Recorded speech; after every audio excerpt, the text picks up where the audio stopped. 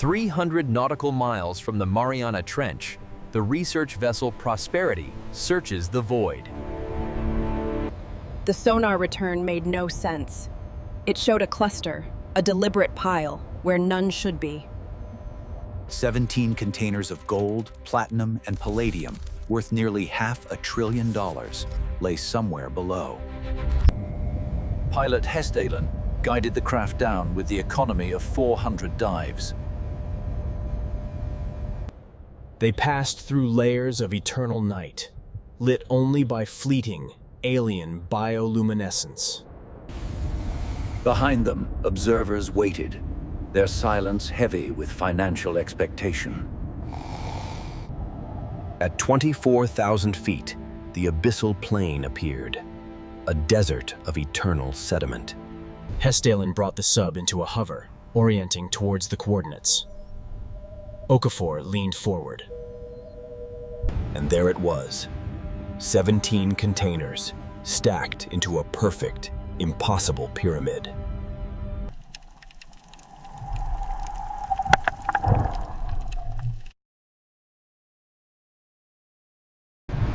Hestalen extended the robotic arm towards the nearest torn opening.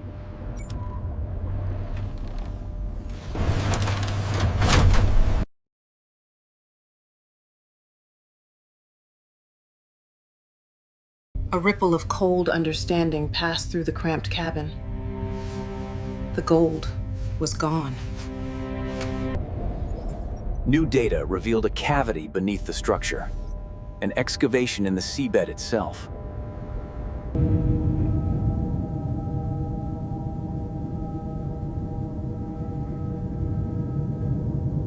Gold. Stacks of it. The precious metals were here, piled within the wreck itself. The manifested fortune was located, but the question hung in the pressurized air. What had moved it here? The decision was made. The recovery operation began, a delicate dance with the abyss. From a control room on the surface, operators guided robotic arms in the eternal dark.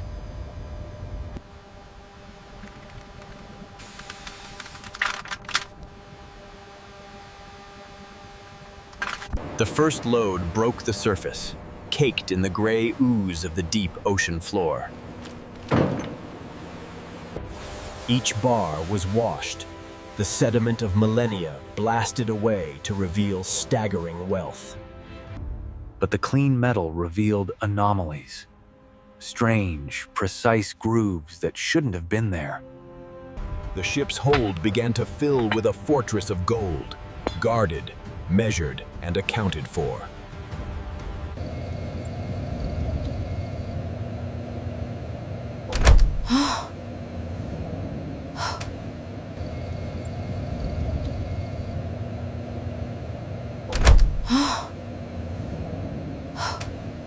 When it surfaced, its cameras had been removed.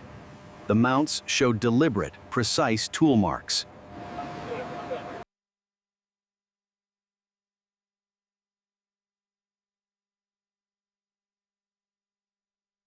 It was heavier, purer, and older than any modern refining technique could allow. Its origin was a mystery. The corporate order was clear. Continue the recovery. The value outweighed the risk and the mystery.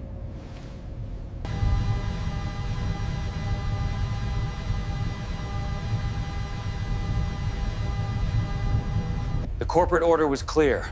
Continue the recovery. The value outweighed the risk and the mystery.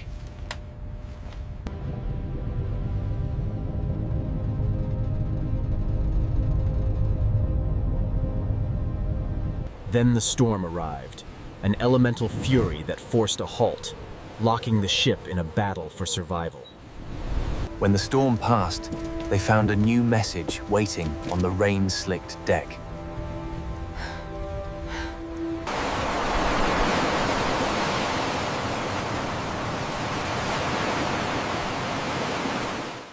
The final decision was encrypted and explicit. Complete the recovery, document everything, return. The last of the manifested metals were raised. The operation was declared complete. The Prosperity turned towards land, her holds heavy with fortune, and her logs heavy with questions.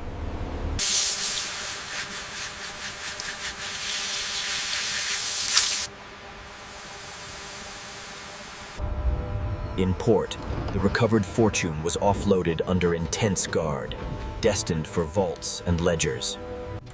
The 17 enigmas were sealed in a research vault, subjects for a science with no answers. The translated markings described the abyss itself, and they described a gift given in exchange. Far below, the empty container pyramid remained, a marker.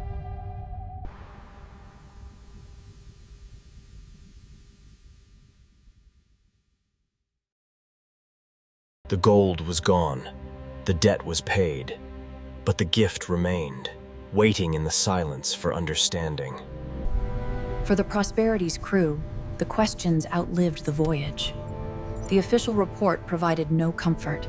Hestalen, the pilot, felt the weight of the abyss in his dreams. A place that kept its own accounts. For the corporation, the math was clean. The recovery was a historic success. Mysteries were not a line item. The insurance consortium filed the claim as settled. The anomaly was archived, a curiosity for another budget. At the unnamed research facility, access was restricted to a select few. The work was slow, methodical, and secret. Every mark, every microscopic imperfection on the bars was mapped and catalogued. The data offered no provenance. At the atomic level, the gold was flawless.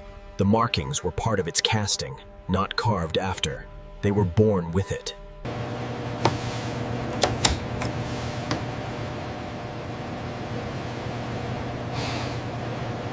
Quietly, other ships returned to the coordinates.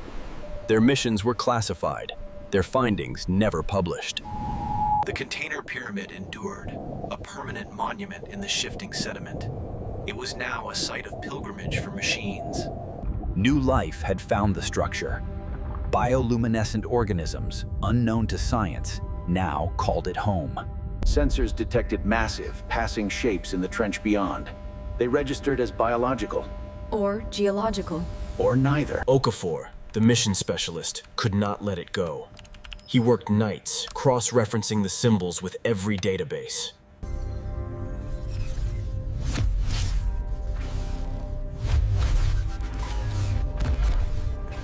In a forgotten sailor's log, he found a sketch, a notation of a city of iron, seen, then lost, in the deep Pacific.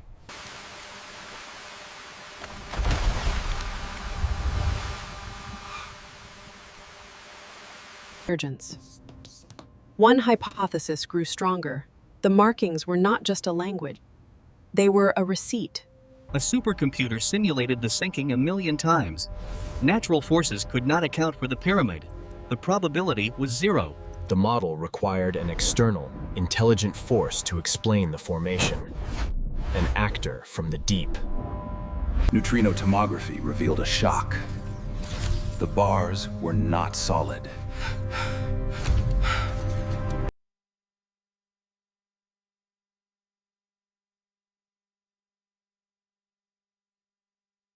The official record was sealed for 100 years, buried under layers of corporate success and legal closure. Okafor's map became a constellation of whispers, sightings of lights, sonar ghosts, missing submarines over the decades.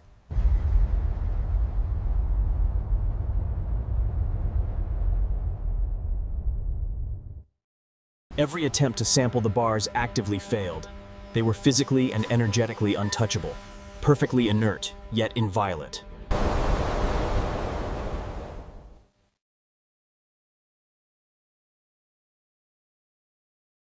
Brain scans showed a unique neural pattern when subjects slept after prolonged exposure to the inscriptions. A resonant frequency. The dreams were not of creatures, but of a state of being. An existence of pure pressure. The facility director imposed strict exposure limits. The bars were not just an artifact, They were an active psychological phenomenon. Briefings were held about non-terrestrial architectural phenomena in multiple oceanic locales. The Golden Meridian was not unique. Hestalen left commercial diving. He consulted now, a whispered about expert on things that shouldn't be in the deep. He told government interviewers of a sensation, not of danger, but of assessment, as if they were being inventoried.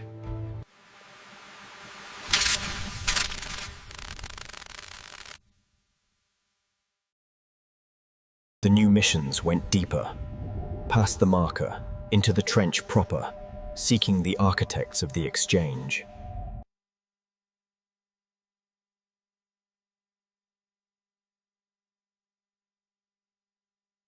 Human language failed. This was geology as language, time as a medium. They were insects reading a continental saga. Sonar detected a structure within the wall itself. There, partly excavated by tectonic shifts, was a vessel, or a node, or a seed. The facility's mandate changed in an instant. They were no longer studying an artifact, but an active, living presence.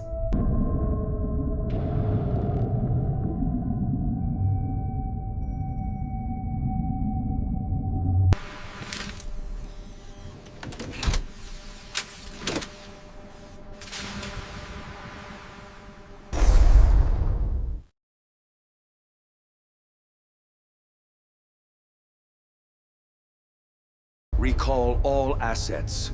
Go silent. The decision was unanimous and absolute. They had peeked behind a curtain. The sub was recovered, its data sequestered at the highest level. The crew was debriefed into silence. Back at the vault, the gold bars were recontextualized. They were not a gift, but a token. A diplomatic courtesy from an unfathomable neighbor. Okafor finally understood. The sightings followed subduction zones. These were not visitors. Hestalen made his peace. Some mysteries were not puzzles to be solved, but facts to be accepted. The deep kept its own.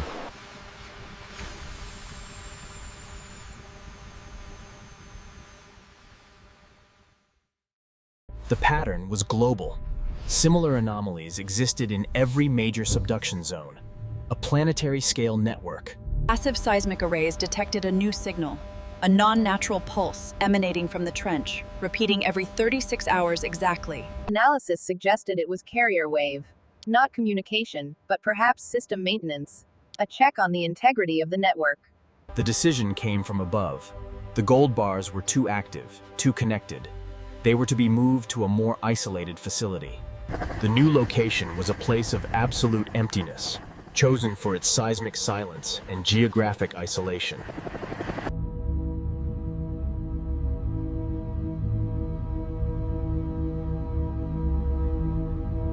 Isolation failed. The bars still responded to the deep-sea pulse. Their connection was not through the air, but through the Earth itself. Okafor's research had attracted attention. The warning was cryptic and final. He knew his inquiry was over. He saw gold differently now. Not as wealth, but as a currency in a far larger, older economy he would never understand.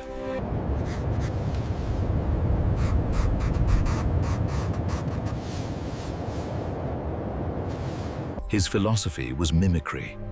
To be a harmless part of the deep, not an intruder. A ghost in their world. In Antarctic ice, a layer dated to 50,000 years ago contained gold dust, matching the isotopic signature.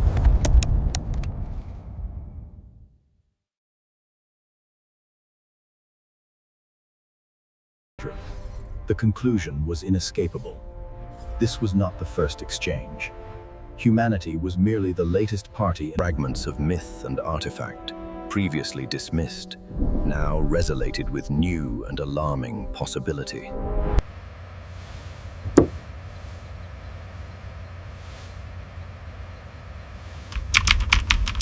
system used the moon as a timer, a natural clock. Their activities were synchronized with the rhythm of the Earth itself. Planetary defense site is subsurface. The conversation in secure rooms shifted from research to security. How does one defend against intelligence that lives in the mantle? Oral traditions of coastal peoples spoke of guardians in the deep, sleepers who dreamed the world into being, and who disliked being awakened. The quarantine failed in a new way.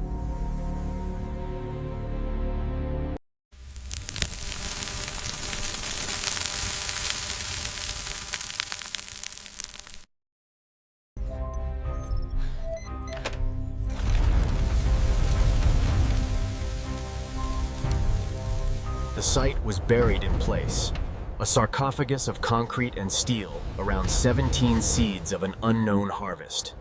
But burial could not sever the connection. The signal found a new path, traveling through the continental plate like a root seeking water. Years passed. Hestdalen received an alert. The marker was still there.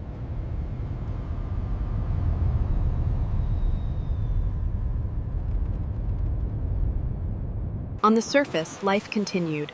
Gold was mined, traded, worn.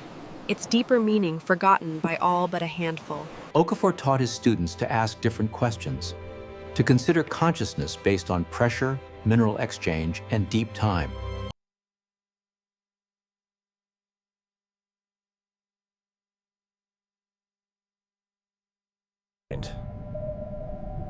In the deep, life built its cities around mineral formations that mirrored the unknown technology. From orbit, the ocean was a seamless blue cloak, hiding its depths, its secrets, and its ancient, slow-moving minds.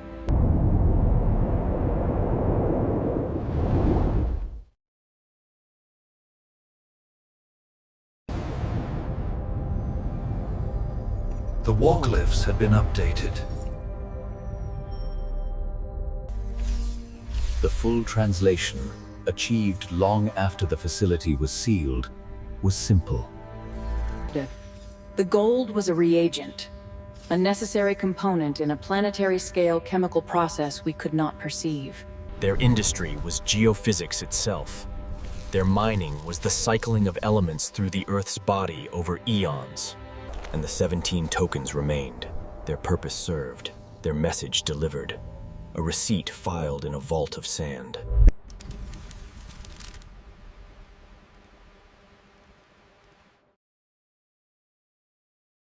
The emission had stabilized.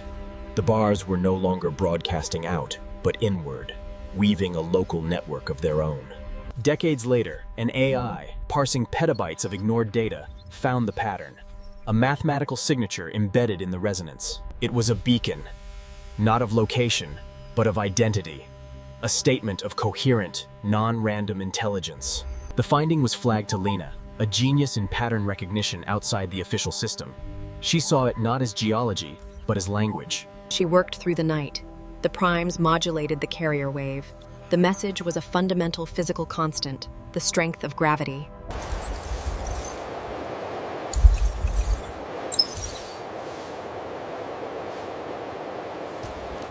But the data clearly shows a correlation here at the subduction zone. Interesting. Instrument error, I'm afraid. The establishment... She took it to the shadows of the internet, and there she found the last person she expected, a ghost from the original mission. He had suspected the gravitational link years ago, but his report was buried. He preserved the truth, waiting for its time.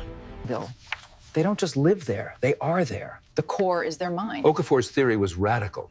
The intelligence was not in the mantle, but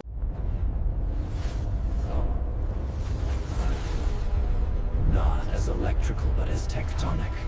The gold bars were tuning forks, calibrated to resonate with specific frequencies of the planetary mind. They were interface devices. The facility wasn't a tomb. It was an outpost, a listening post for a conversation happening in the heart of the world. Lena had to see it, to feel the vibration in the metal. The proof was not in data, but in the resonance of steel.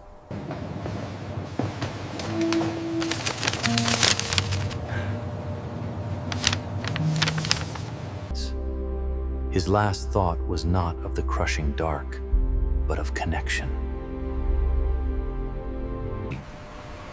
His final request was to return to the sea, not as an intruder, but as particulate, as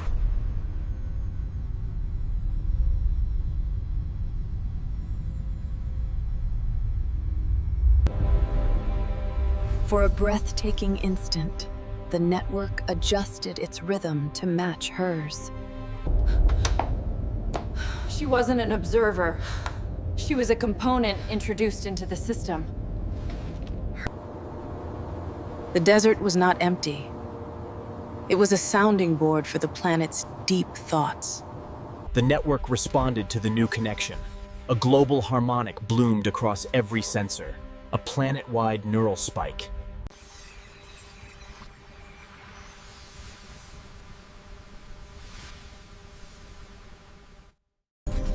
The interface activated fully. The bars projected schematics, not of machines, but of... Knowledge came not as words, but as direct understanding. The message was clear. The original gold was a loan for a planetary process now complete. Our return of it was... The active phase ended. Lena left the facility, but she carried the connection within her. She was now a conduit, a living bridge between two forms of consciousness. She did not publish a paper. She began to teach, not facts, but a new way of perceiving our world as an intelligent, collaborative entity. New missions returned to the deep, not to take, but to listen. To learn the slow ballads of pressure and time. The final message from the vault was not a warning, but a welcome. The planet, seen with new eyes, was awake, and it knew we were here, not as tenants.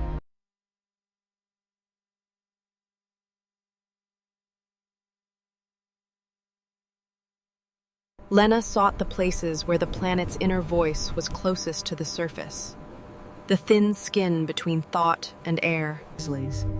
She showed them how to listen, how to align their extraction with the natural rhythms, reducing stress.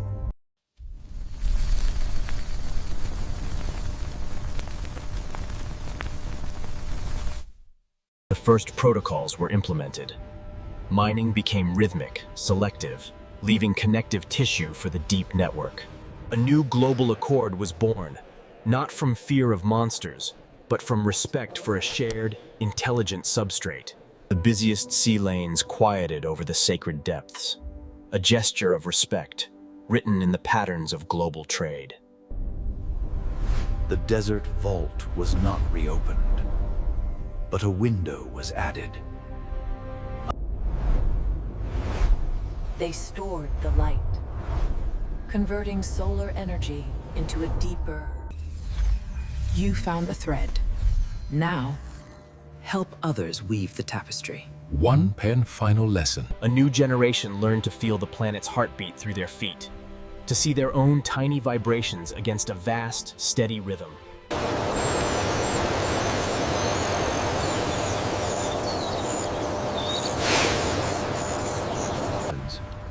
The Prosperity found her final port as a monument to a turning point.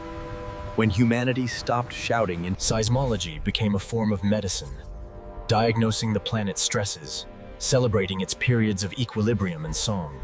A new metric defined global health: coherence, the richness and stability of the deep Earth's resonant signals.